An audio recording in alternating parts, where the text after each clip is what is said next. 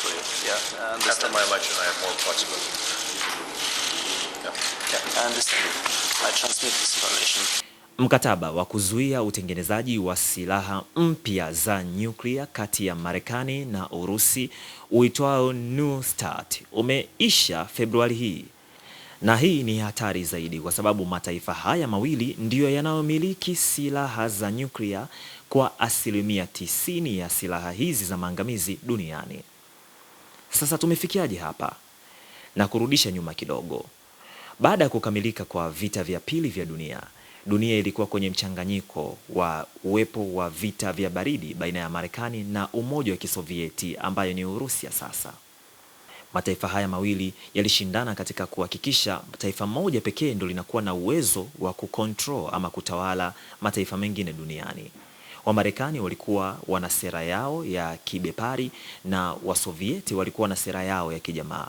Mataifa yote haya yalishindana katika kuhakikisha kwamba sera moja ndio inakuwa ina nguvu na inasambaa katika mataifa mengine duniani. Katika kufikia huko, Warusi kwa mfano walitengeneza satellite yao ya kwanza na Wamarekani waliweza kufanya safari yao ya kwanza nje ya sayari ya dunia, moja kwa moja mpaka mwezini. Mashindano hayo hayakuishia hapo tu, yalifikia katika kiwango kingine cha kutengeneza silaha za nyuklia. Kwa sababu moja, taifa ambalo lilikuwa na silaha nyingi za nyuklia ndio lilionekana ni taifa lenye nguvu kuliko taifa lingine. Sasa Umoja wa Kisovieti ambayo ilikuwa imeunganisha mataifa mengi ya kambi ya mashariki ikiwepo Urusi na mataifa mengineyo yalitengeneza silaha mbalimbali ambazo zilikuwa na uwezo wa nyuklia. Vivyo hivyo kwa taifa la Marekani pia lilitengeneza silaha hizi za kutosha. Sasa mpaka kufikia mwaka jana 2025, taifa la Marekani linakadiriwa kuwa na silaha za nyuklia 5177 na kati ya hizo silaha walizonazo, silaha 1933 zipo katika maeneo ya kimkakati. Sasa kwa upande wa taifa la Urusi mpaka mwaka jana 2025 wanakadiriwa kuwa na silaha 5459 za nyuklia.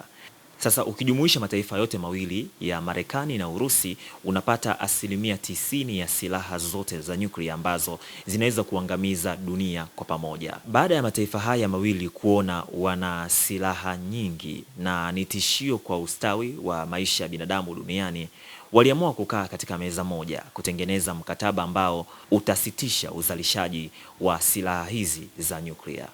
Mwaka 1991, rais wa Marekani kipindi hicho, George Bush, pamoja na mwenzake wa Umoja wa Kisovieti, yani Urusi ya sasa hivi, Mikhail Gorbachev, walikutana katika mji mkuu wa Urusi, Moscow, kujadili na kutengeneza mkataba ambao ulikuwa na lengo la kusitisha uzalishaji wa silaha. So I have a problem. What shall I talk about?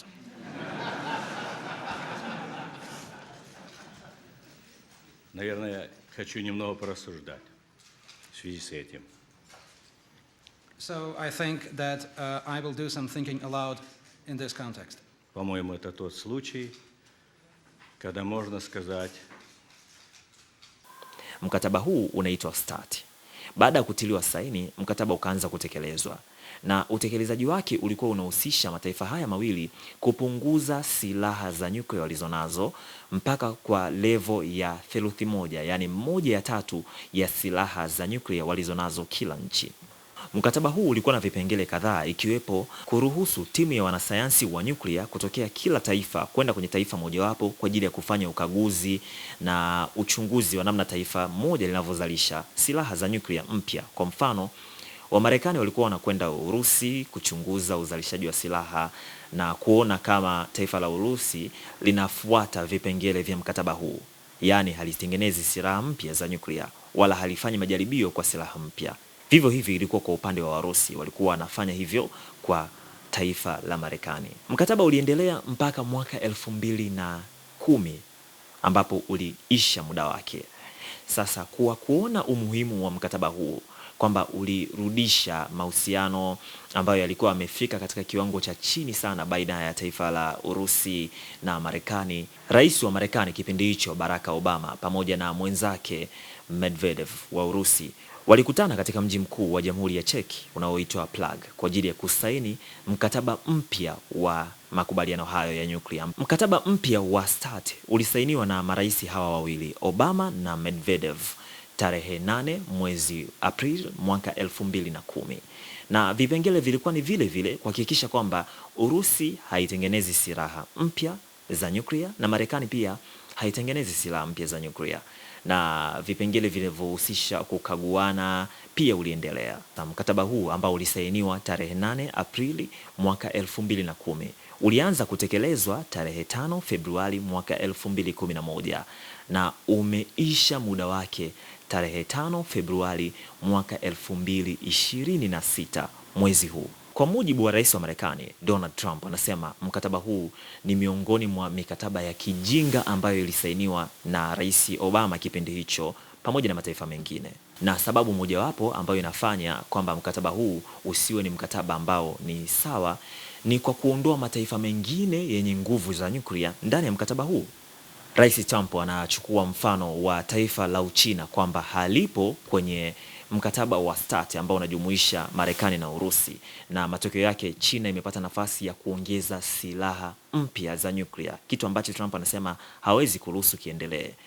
Trump anasema kwamba taifa kama China linazalisha silaha mpya za nyuklia, linaboresha zilizonazo, huku Marekani imebaki tu. Kwa mujibu wa data za shirika la kufuatilia silaha za nyuklia la IAEA, mwaka 2019 taifa la China lilikuwa na silaha za nyuklia 200. Makombora haya yanajumuisha yale ya masafa marefu na mengineyo ambayo yana uwezo wa nyuklia. Sasa kutoka mwaka 2019 mpaka mwaka huu wa 2026 taifa la Uchina linakadiriwa kuongeza silaha hizo kutoka 200 mpaka silaha 600.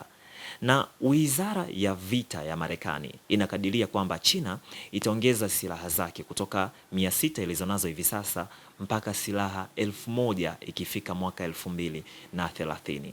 Sasa Trump anasema hiyo ni kitu ambacho haipo. Anataka mkataba mpya ambao utaijumuisha China, Urusi na Marekani, mkataba ambao utazuia China isitengeneze silaha mpya za nyuklia, Marekani pia na yenyewe ibaki na hizo ilizonazo pamoja na Urusi, yani New START, mkataba mpya ambao Trump anauita utakuwa na usawa. Wizara ya mambo ya nje ya Urusi kupitia msemaji wake Maria Zakharova wamesema kwamba wenyewe wataendelea kutilia maanani vipengele vya mkataba wa nyuklia wa START pamoja na Marekani hata kama umeisha muda wake mwezi huu.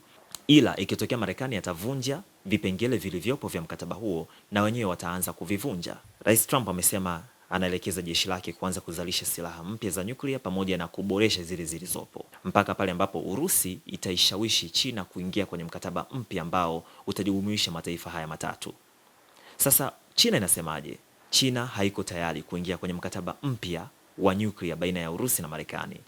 Inasema kwa sababu ukichukua idadi ya silaha walizonazo wa Marekani na Warusi, unapata idadi ya 90% ya silaha zote za nyuklia zilizopo duniani, kitu ambacho anasema sio sawa kwake. Yeye ana silaha 600 peke yake, lakini wa Marekani na Warusi wana silaha 5,000 kila mmoja na zaidi. Sasa anasema ili aweze kusaini mkataba wa nyuklia ni mpaka na yeye afikie kiwango ambacho kinakaribia kuendana na hicho ambacho mataifa haya mawili wanacho. Sasa vuta ni kuvute hii ambayo unaiona pamoja na vita vilivyopo vya Urusi na Ukraine, unaona sasa hivi Mashariki ya Kati vitu vinavyoendelea baina ya Irani na Marekani, na harakati za China kukivamia kisiwa cha Taiwan zinazoendelea, ni hatari kwa usalama wa ubinadamu, kwa sababu mataifa yote haya yanakimbilia kuboresha na kuzalisha silaha mpya zenye nguvu zaidi ya zile ambazo zilitumika katika miji ya Hiroshima na Nagasaki wakati Marekani iliporusha bomu lake la nyuklia. Dunia inaelekea kwenye hatari zaidi kuliko nyakati ambazo tulikuwa tukizisoma kwenye vitabu ama kuzisikiliza kwenye redio na televisheni miaka ya 90 mwishoni.